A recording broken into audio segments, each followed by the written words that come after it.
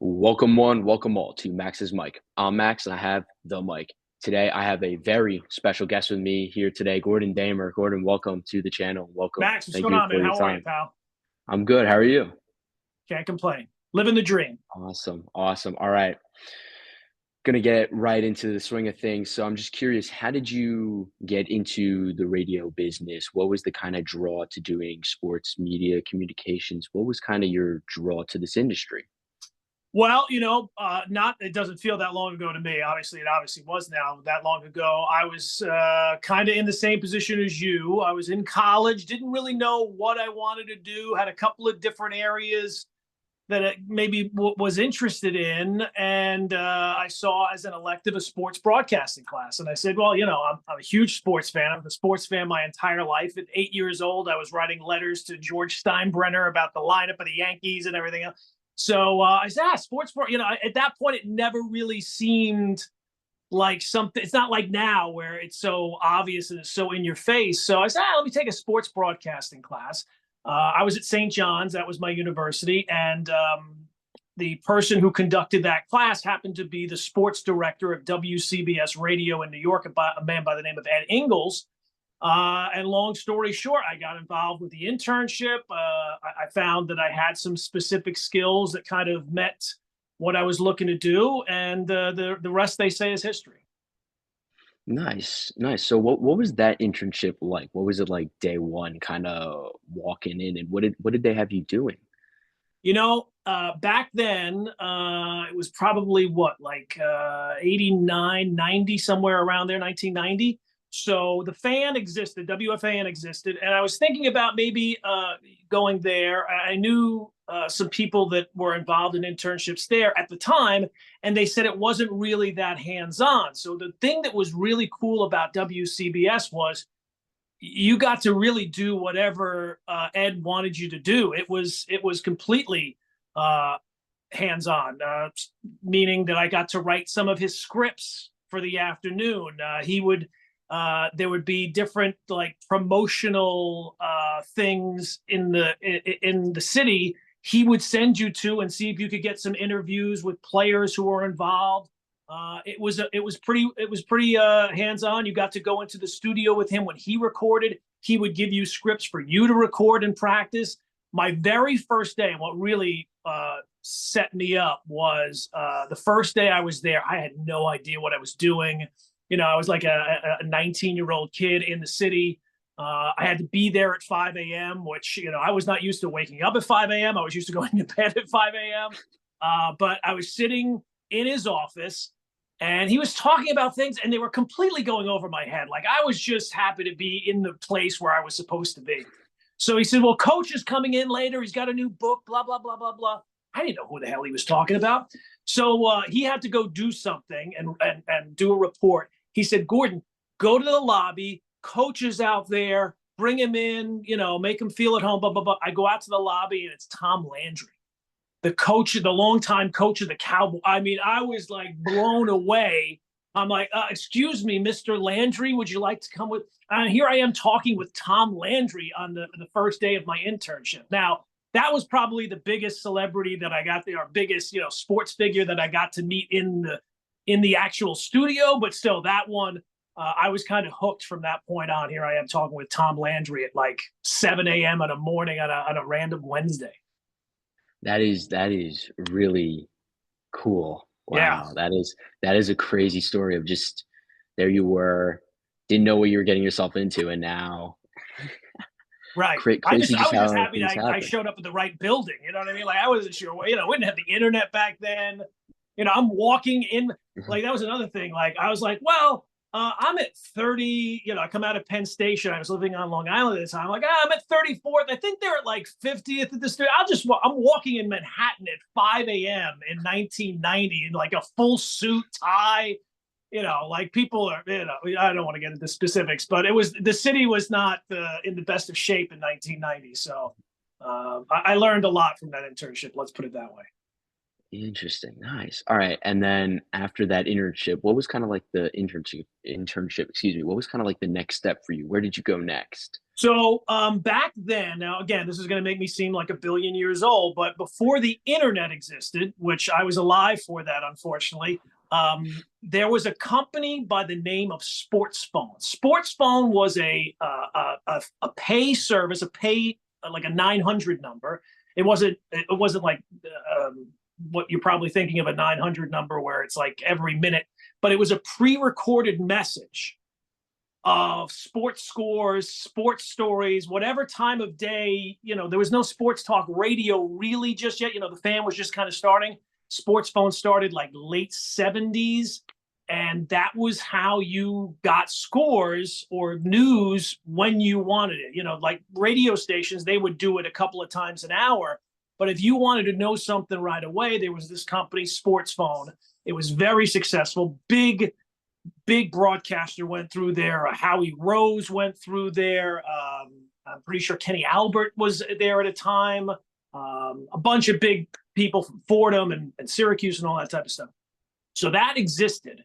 And Ed Ingles kind of pointed me in that direction and said, hey, why don't you put together a tape, send it over to Sports Phone. They were always kind of churning announcers because that was your kind of first step into the business. And everybody was like, either just getting in there or getting in there and then using that as a platform to jump to something else. So they were always kind of looking for people. So I sent my tape there, and before too long, I got an opportunity to kind of go in there and start working. So that was my first job in the business.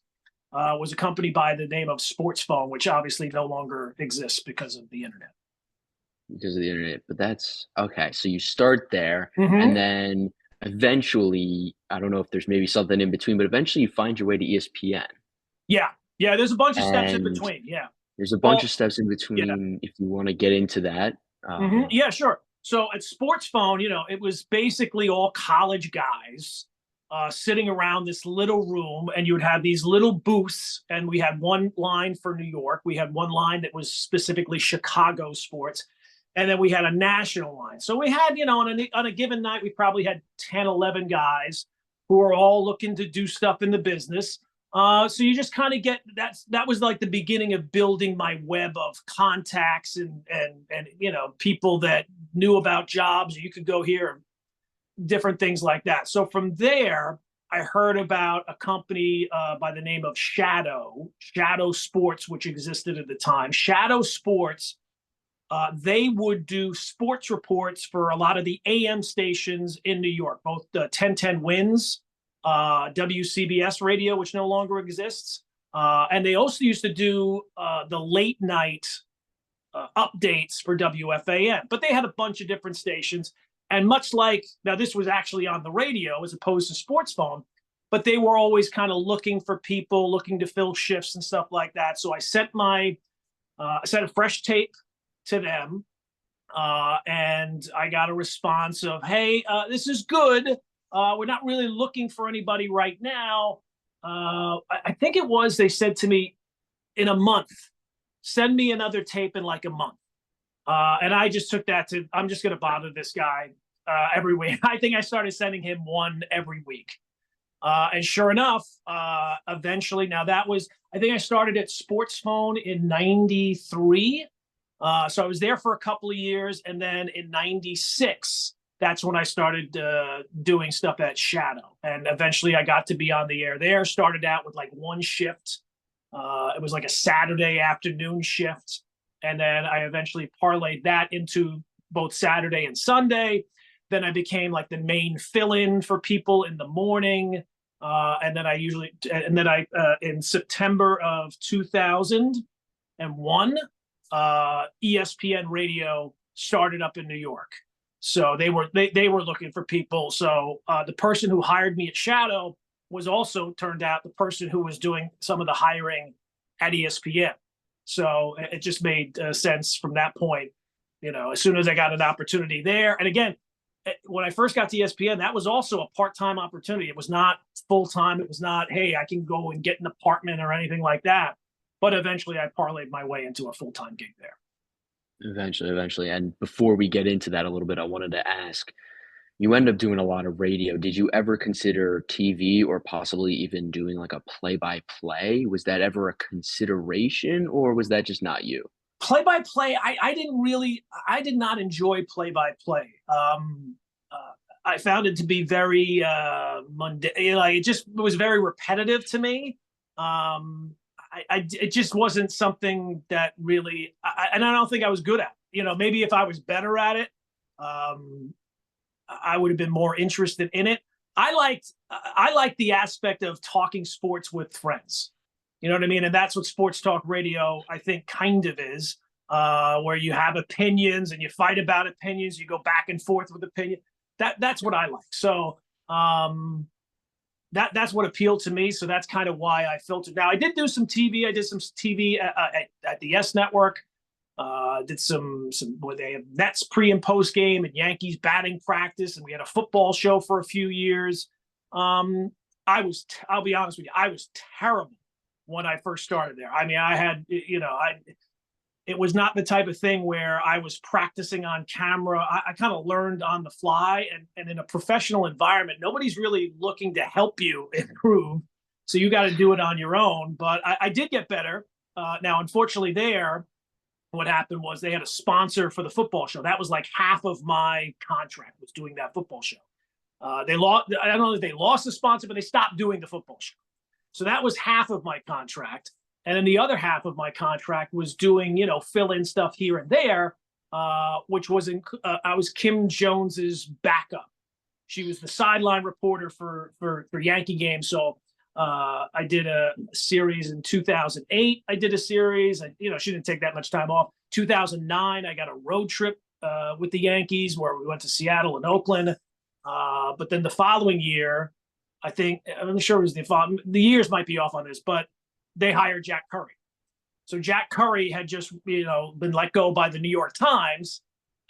Obviously, if they're looking for someone to work the clubhouse, I can go up and at that time ask Robinson Cano what's wrong with his ankle. Say Jack Curry can call Robinson Cano and ask him what's up with his ankle. So I was kind of squeezed out that way. I mean, I think the TV stuff, I definitely think I got good at it by the end. But again, my thing is I really like talking sports and the sports talk radio angle of it. And I mean, I'm not going to lie. If somebody else had given me an opportunity to do TV, I probably would have done it. But it was not my main goal. Mm.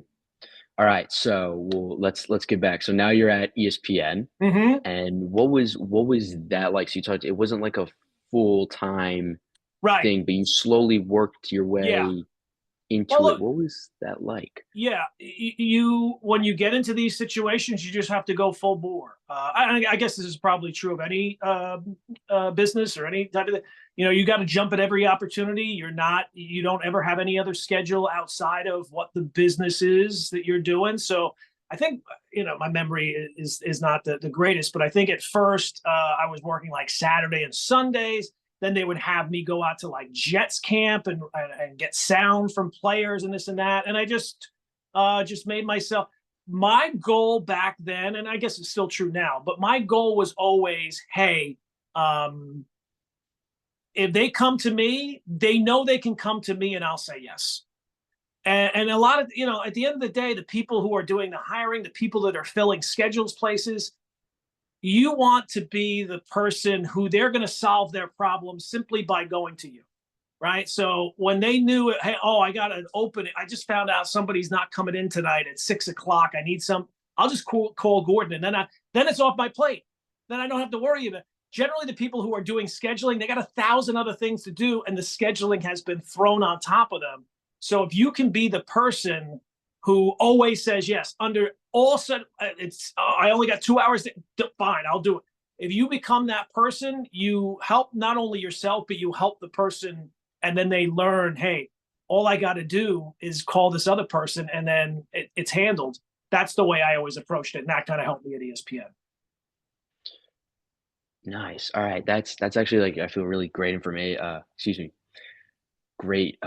Just kind of what's the word I'm looking for now? All of a sudden I had the word, but advice. There it is. Okay, sure. Advice for and I really find that quite interesting and kinda something that I'm trying to embrace too is always saying trying to always say yes, but sometimes it's Absolutely. also hard, especially in the beginning, just Hmm. finding a way to that groove with your schedule of like, "Oh, I wanna do this, but then I can't do Right. that and that." And I feel like it was a scheduling thing, but when you're, I guess, out of college especially, you're kinda just hitting the road, Right. Well, look, hitting the and ground that's running. especially in this business, that's difficult because when if you're going into sports media, and you've got friends, obviously, and other things, I'll be honest with you, it was tough back then watching people leave college at the same time, and they're getting full time jobs, and they're moving on with their life, and they're getting apartments, and they're getting houses, and you're still, going to jet camp to get some sound and working on the weekend.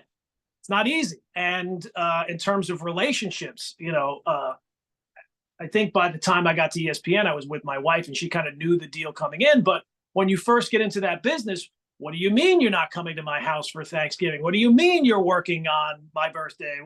Those things are those are obstacles that everybody's got to overcome. So I don't want to paint too rosy of a picture that it was just fantastic all the time. No, it's hard sometimes, but you have to, if you really want to do this, and I don't mean just you, I mean anybody that really wants to do this, you really have to get, especially when you first get into it. You really have to enjoy what you're doing because otherwise, the things that can get you sidetracked from this, they're real, they're understandable, right? Like you can understand. Oh, I want my girlfriend's birthday. I gotta go. No, you can't. You got to work those things out.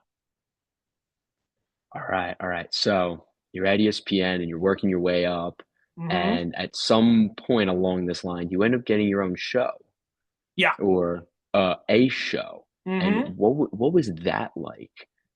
What was that like? What So was my show yeah. was they mentioned to me that they wanted to do something. I don't remember how they came to me, but they said that they wanted to do something overnight. And would I be interested in that? And I was like, that's the dream. So originally they wanted me to do like 2 a.m. to 4 a.m. And I said, and at that point, they would go to the network, the ESPN network from 4 to 6, and then they had a network morning show. And the thing which was obvious to everybody that was the problem at ESPN is that they just weren't local enough.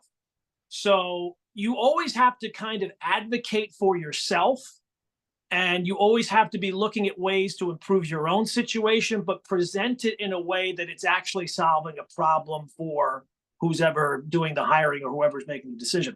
So they came to me and said, well, we want you to do 2 hours from 2 a.m. to 4 a.m. And I said, well, why don't I just do from 2 to 6? Why don't you give me 4 hours? Because the best way to get good at this is through repetition. If I do 4 hours, that's better than just 2 hours. And you're getting me for the same price as 2 hours. Like, why would? And at first they're like, nah, we think you're just going to do the 2 hours. And I think it was, I think I explained it in front of Michael Kay at the time. And I said, yeah, Michael, I said to them, I'd do 2 to 6. And they said no. He's like, why would they say no? And then the person who was in charge at the time is like, yeah, why did we say no? So you kind of have to advocate for yourself sometimes. And yeah, so I got it a show. It was 2 to 6. Um, and look, 2 to 6 on the second radio station in New York. There were some rough hours, but I think I got, just through repetition you get better. That's anything. This business, everybody always wants to know, oh, what's the secret? What's the secret? The two things are, and there's no secret. There's no shortcuts. There's no magic bullets. It's preparation. It's preps and reps. You got to prep and do your homework before you get the opportunity, before you're ready to do the opportunity. And the only way you're going to get better at it is through repetition, repetition, repetition. So that gave me the repetition to get better at Alright, and then you keep growing, and then things just keep going up kinda from there. And so going off of kind of these things, obviously you talked about doing the research and the preparation, and it. I did a bit of mine, and some things that I stumbled across were some of these the social media kind of side that you eventually tap into with some of these what was it, the brackets and some of Right. these just like references that you end up doing. Where did the idea and inspiration for that kind of come from? Was that just something you're like, ooh, this is a new kind of field that I Mm-hmm. could tap into? or was there someone else that kind of provided that idea?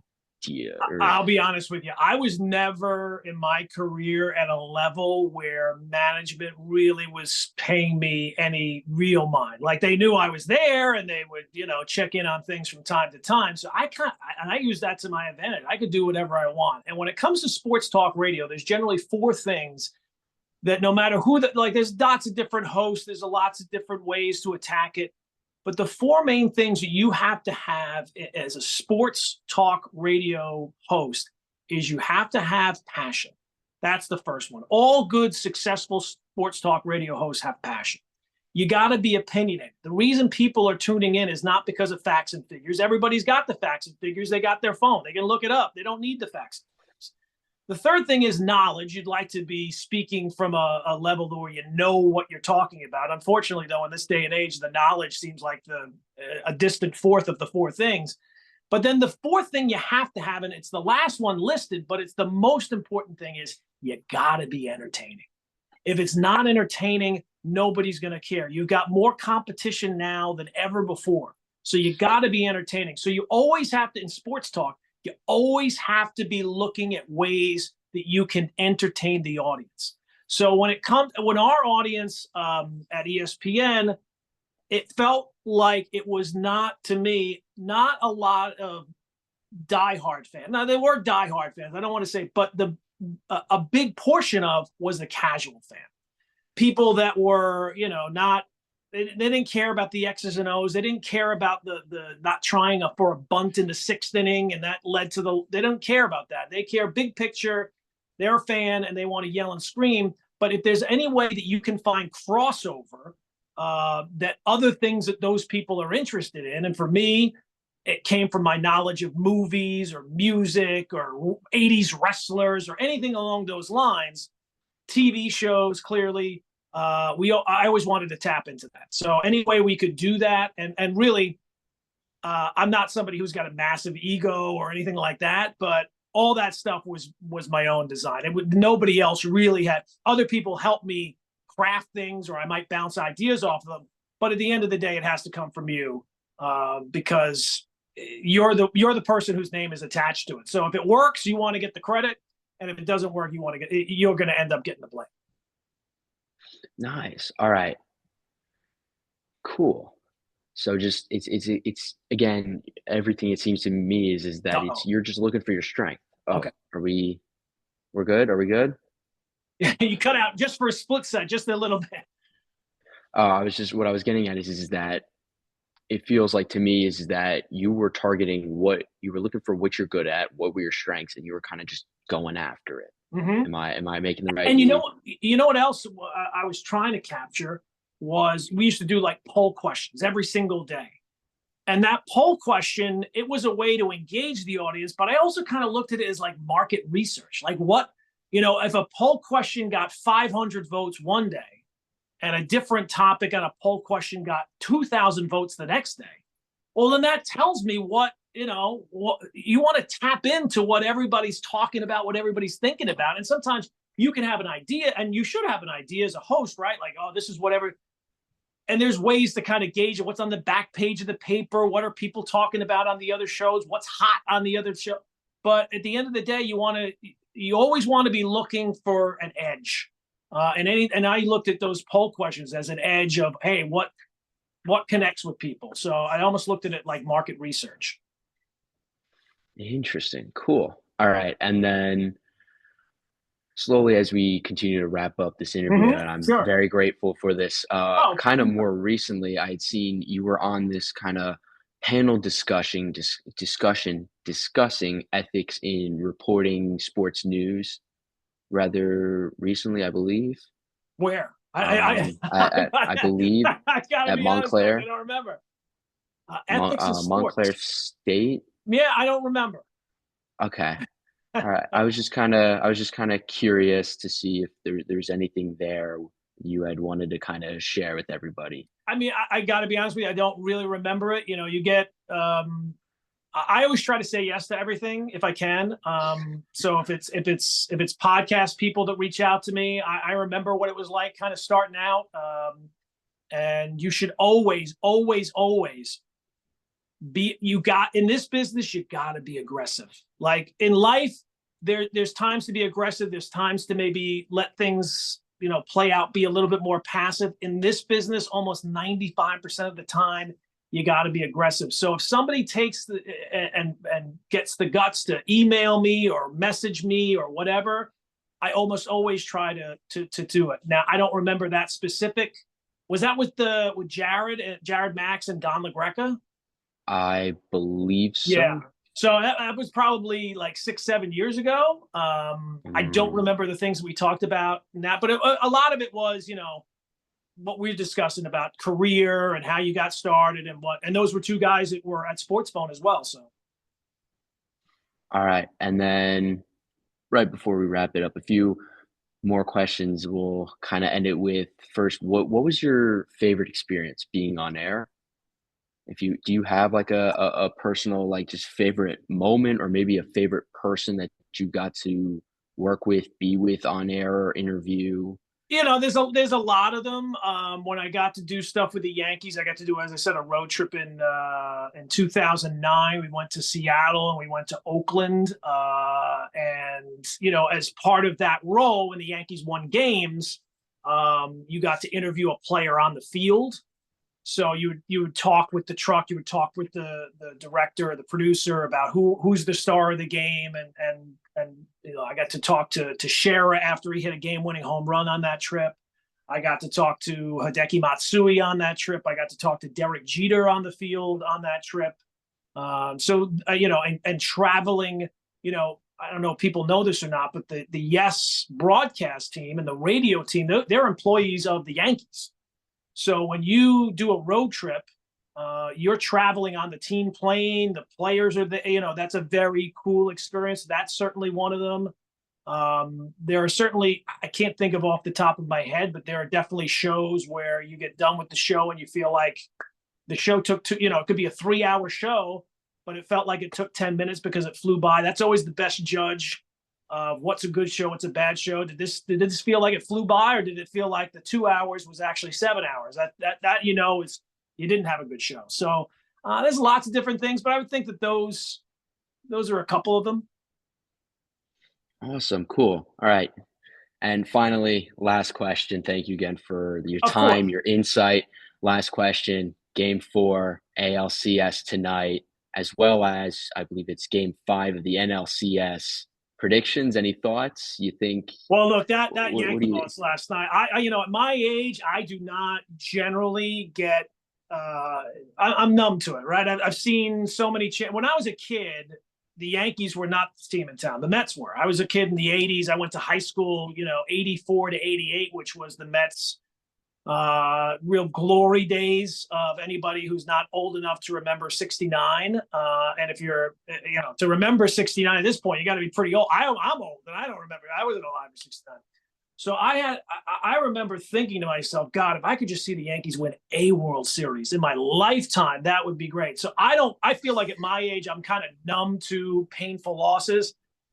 That one last night, oh my God, was that a kick to the, it was a punch to the gut and maybe a little lower than the gut. That one, that was hard to take. I would think that they will respond tonight, but it did kind of feel like, oh boy, this is really easy. This is so easy this year. Everything's so easy. The Royals, the Guardians, the Cleveland. So, you'll find out tonight. Is it a series or was that a blip? You'll know right away. For the Mets, I'm not a Met fan. And I get it. You don't want the ride to end, but you would have never expect. This is such unexpected, amazing run. And again, this is supposed to kind of be the beginning of it, right? Now, I don't know. A couple of years ago, they won 101 games and it fell apart, and it doesn't really feel like there's much connection from that team to this team. But let's say it ends in 5 against all right, you lost to the Dodgers, who are loaded with stars. You got Connie, you got Betts, you got Max Muncy, who's on base every single second. They're spending a ton of money. So if you lose in 5 to the Dodgers, there's no shame in that. Nobody, you would have signed that at the beginning of the season. Hey, we'll get you to the NLCS against the Dodgers. Would you sign? You would sign for that in blood. Of course you would take that. So if it does end in 5 or it ends in 6, however it ends, if it ends without a World Series appearance or a World Series win, I don't think that Met fans. It'll take maybe a day or two to get on because again, you never want things to end when you're having as much fun as Met fans have had during this run.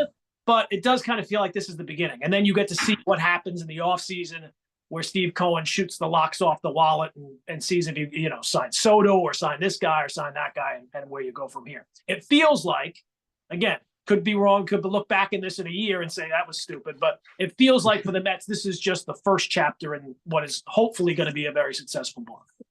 Definitely, and I think I agree. Mets definitely rebounded and performed much better. For the Yankees last night, I almost like was writing that game off initially as, oh, we're gonna lose, and I was hoping it was just gonna be a low scoring tight battle, which it kinda was. Mm-hmm. Just because I again how you were talking about the Yankees kind of got through this kind of easy, and I was Yeah. hoping that this game would kind of be a wake up call to the offensive, like or the pitching, and kind of just either side or all of it, and just kind of be like, hey, we still got to fight here. And I was hoping it wasn't going to be a cakewalk to the World Series, and then also the Dodgers steamroll us in 4 because we've been Right. relaxing. But just the way that it ended, the way that Class A's in, and all of a sudden Oh, right. You get the judge Judge, home, right? it's the Stand Judge, the on, stand, it's all over. and then in the ninth, Oh, the errors, and it was just like it just oh, felt like the whole world was coming together and it was yeah, meant to happen. yeah, And then yeah, the home run in the bottom of right. the ninth, and then all of Oh, a sudden here when comes the home run. I Clay, mean, and it just just looking at that home run, it felt like it was the home run that was hit the furthest in the history of home run. I mean, it was just a oh my bomb, god, and then it just falls apart. Now, look, I remember '97, the Yankees lost to the Indians after winning the World Series in '96. That one felt like a real gut punch. Here's the deal: if they can't recover from that, well, then they don't deserve to win a world. I mean, obviously they're a more flawed team than we think, but I think they're going to respond tonight. I think they're going to respond tonight. all right, sounds good. Thank you again for coming. Thank you everybody for watching. I hope you all have a great day. Again, thank you, Mr. Damer, and take care. Goodbye.